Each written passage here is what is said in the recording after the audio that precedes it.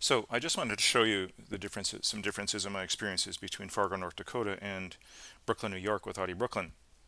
So when I was looking for vehicles for well over a year doing research, I was looking for vehicles that were less than 100,000 miles and less than $15,000. And so, they can be found, but they are actually few and far between around the country. After I got the wreck from Audi Brooklyn, I thought, well, I was wondering what to do, and I just said, okay, let's do some more research. Looked at locally and found this particular one. It was beyond the 100,000 mile mark, but it was well below, the $15,000 mark. Apparently, no accidents or damage, and also all-wheel drive. I thought, wow, let's take a look. So they'd advertised it on Carfax, as you can see here, and I'll show you some other pictures of when I looked at it. There's one. There's the VIN, and sure enough, just over 178,000 miles. But it had a very, very, very bad engine noise, not unlike the wreck that I got from Audi Brooklyn, which I'll play for you presently here.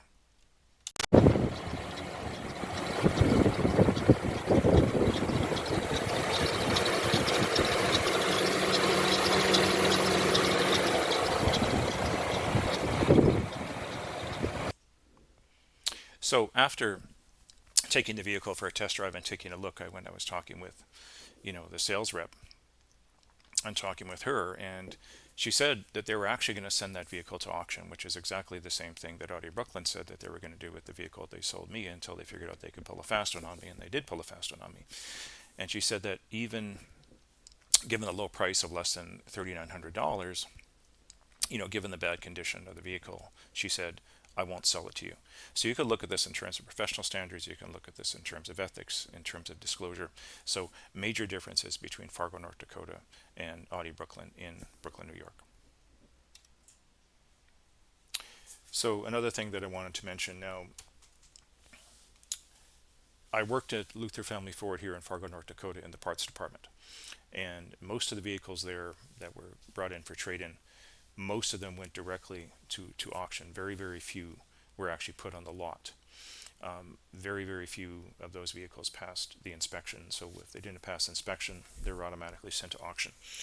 Another thing that happened there, that one day the general manager came by to talk to us in the parts department about a few different things, but one of them is that they had a very, very big emphasis on service and also no complaints. And one of their fears was that if they had too many complaints, is that they could actually lose their franchise, and the dealership would be sold to another party. So I'm seeing this from a dealership standpoint, and so when I'm dealing with Audi Brooklyn, I'm expecting similar kind of standards from a luxury car dealership. I mean, you'd expect if it's luxury that they would have very, very, very, very good vehicles going out the vehicle. Instead, they sold me a wreck that they had always intended to send to auction, and actually for the full retail price of about $12,000. So my conclusion, they really have no ethics and no standards at all. So it's been a very disappointing experience, as you can imagine.